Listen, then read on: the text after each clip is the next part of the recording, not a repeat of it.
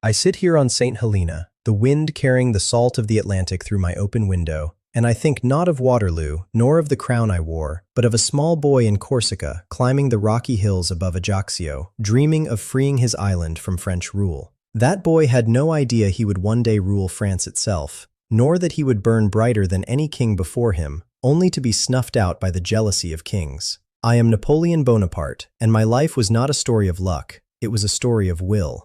A will that carved an empire out of chaos, and a will that, in the end, could not outrun the weight of the world. My childhood was one of outsiderhood. Born in 1769, just months after Corsica was ceded to France, I spoke Italian before French, and I resented the French soldiers who marched through my streets. I was sent to military school in mainland France at 9, where my classmates mocked my accent and my poverty. But I turned that mockery into fuel. I devoured books on strategy, on history, on the art of war.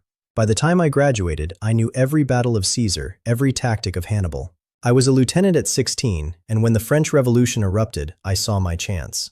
The revolution was a storm, and I was the lightning. In 1793, at Toulon, I led the artillery that retook the city from the British royalists. I was 24, and I became a brigadier general overnight. 2 years later, when royalist mobs stormed the National Convention, I ordered my men to fire a whiff of grape shot into the crowd, ending the rebellion and saving the Republic. That day, I learned a brutal truth. Power is not given, it is taken, and I was ready to take it. Then came Josephine. She was a widow, older than me, with a smile that could melt ice. I loved her with a passion that burned hotter than any cannon fire. When I left for my campaign in Italy in 1796, I wrote her letters every night, begging her to join me. "I awake full of you," I wrote. "Your image and the memory of last night has left no rest to my senses." Italy was my first great triumph. I defeated 4 Austrian armies in a year, marched to Vienna, and brought glory to France. But Josephine was unfaithful, and when I returned, I nearly broke. Yet I forgave her, for a time. Love, I learned, is a battle even the greatest general cannot always win. By 1799, the Republic was crumbling. I returned from Egypt, where I had conquered lands and studied ancient civilizations, and staged the coup of 18 Brumaire. I became first consul, then emperor in 1804. When I placed the crown on my own head at Notre Dame, I was telling the world, I am not a king chosen by God, I am a ruler chosen by my own hand. My greatest work was not my battles, it was the Napoleonic Code. I wanted a set of laws that treated all men as equals, that protected property, that ended the chaos of feudalism.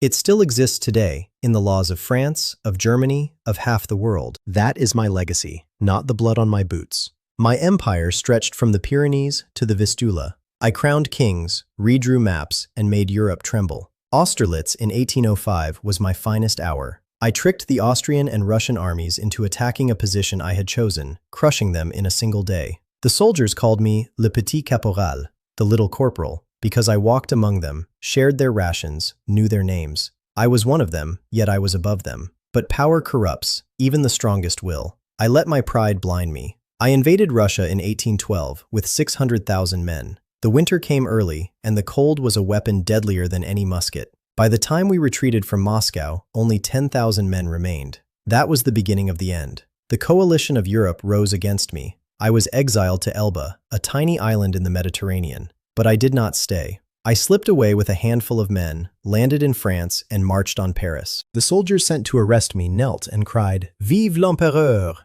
I retook my throne in 100 days. But Waterloo came in 1815. The British and Prussians defeated me, and this time they sent me to St. Helena, a rock in the middle of nowhere, where I would die 6 years later. I sit here now, old and sick, and I think, what did I achieve?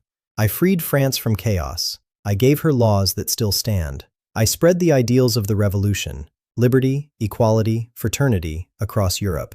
But I also brought war, death, suffering. I lost my empire, my family, my Josephine. Yet I do not regret. A man who does not dare to dream big is not a man at all. When I die, they will write books about my battles. They will call me a tyrant, a conqueror. But I want you to remember this. I was a boy who turned his anger into ambition, his ambition into greatness. I was a man who believed that one person could change the world. And I did. The world is still shaped by what I did. Do not let your dreams die because others tell you they are too big. Take power, make your mark, and when you fall, fall like an emperor, with your head held high. My time is short, the fever burns in my bones, but my legacy will live on. Long live France. Long live the dream of a world where a man can rise from nothing to everything.